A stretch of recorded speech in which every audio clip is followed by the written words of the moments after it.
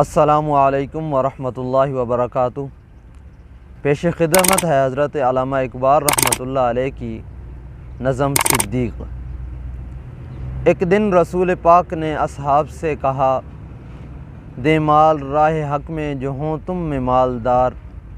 ارشاد سن کے فرتے طرف سے عمر اٹھے، اس روز ان کے پاس تھے درہم کئی ہزار۔ دل میں یہ کہہ رہے تھے کہ صدیق سے ضرور بڑھ کر رکھے گا آج قدم میرا راہوار۔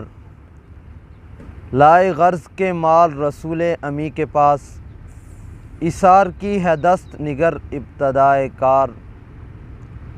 پوچھا حضور سرور عالم نے اے عمر، اے وہ کہ جوش حق سے تیرے دل کو ہے قرار۔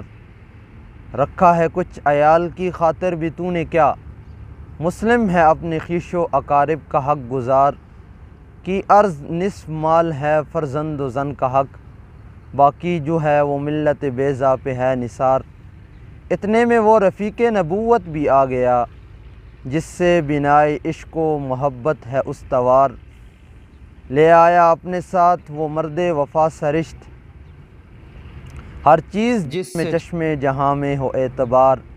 مل کے یمین و درہم و دینار و رخت و جنس، اسب قمر سم و شتر و قاطر و حمار۔ بولے حضور چاہیے فکر عیال بھی، کہنے لگا وہ عشق و محبت کا رازدار۔ اے تجھ سے دیدہ ماہ و انجم فروغ گیر، اے تیری ذات باعث تکوین روزگار۔ پروانے کو چراغ ہے بلبل کو پھول بس، صدیق کے لیے ہے خدا کا رسول بس۔